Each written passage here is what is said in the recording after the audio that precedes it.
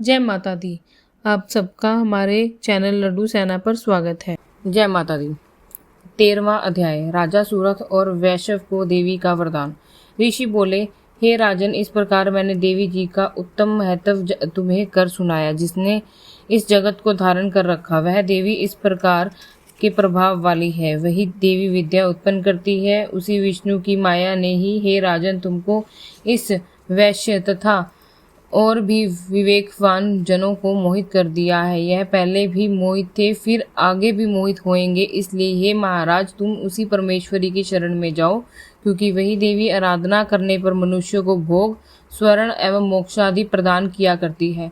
मार्कंडेय ऋषि जी बोले, कौशिक जी, इस प्रकार ऋषि की बात सुनकर राजा सूरथ ने उत्तम व्रतधारी महाभाग मैदा ऋषि को प्रणाम किया तथा ममता और राज्य आदि के हरण से दुखी होकर तत्काल ही वह राजा तप करने चला गया। वह वैश्य भी नदी के समीप जाकर भगवती के दर्शनार्थ देवी के सूक्त का जाप करने लगा।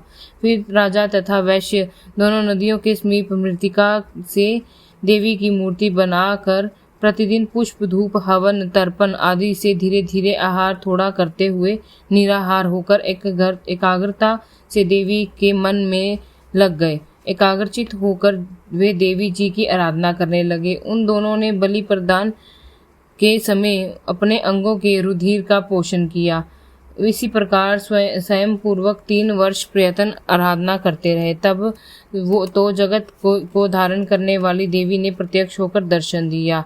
और तब राजा ने इसे चंडिका देवी जी बोली, हे राजन कुलानंद, तुम दोनों जिस अभिष्ट की प्राप्ति के लिए मेरी प्रार्थना कर रहे हो, वह मुझसे मांगो। मैं प्रसन्न हूँ, तुम्हें सब कुछ दूंगी।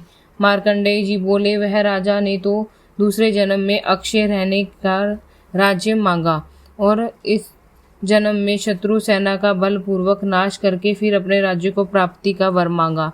वैश्य को तो चित्त संसार से खिन्न हो चुका था, इसलिए वह बुद्धिमान ने उस ज्ञान का वर मांगा जिसके द्वारा संसार की अहंता, ममता, मत और आसक्त नष्ट हो जाए। देवी बोली, हे राजन, थोड़े दिनों तक तुम अपना राज्य पालोगे, कठिनता के बिना ही अपने शत्रुता का नाश करोगे। वहीं पर तुम्हारा राज्य स्थिर हो जाएगा। फिर देहांत होने पर सूर्यदेव के अंश द्वारा जन्म पाकर इस पृथ्वी पर आप स्वर्णिक नाम से माने जाओगे। हे श्रेष्ठ वैश्य, तुमने तो उत्तम वर मांगा है, मैं उस वर को देती हूँ। मोक्ष प्राप्ति के लिए तुम्हें उस ज्ञान की प्राप्ति होगी। मार्कंडेय जी बोले, इस प्रकार देवी जी ने उन्हें अभिलाषित कर वर दिए। फिर उन दोनों की भक्ति पूर्वक से हुई स्तुति से प्रसन्न होकर देवी तत्काल ही अंतर्ध्यान हो गई। इस प्रकार वह क्षत्रिय और श्रेष्ठ सूरत देवी से वर पाकर फिर सूर्य से उत्पन्न होकर स्वर्णीन नामक मनु होगा। यह सच्ची घटना सुनकर आपको कैसा लगा, आप कमेंट ज़रूर करें। आप सभी से प्रार्थना है कि अगर चैनल को सब्सक्राइब नहीं किया है तो सब्सक्राइब कर लें और बेल आइकन को दबा दें, जिससे आपको ज़्यादा वीडियो देखने को मिल सके। राधे राधे। श्री बांके बिहारी लाल की जय।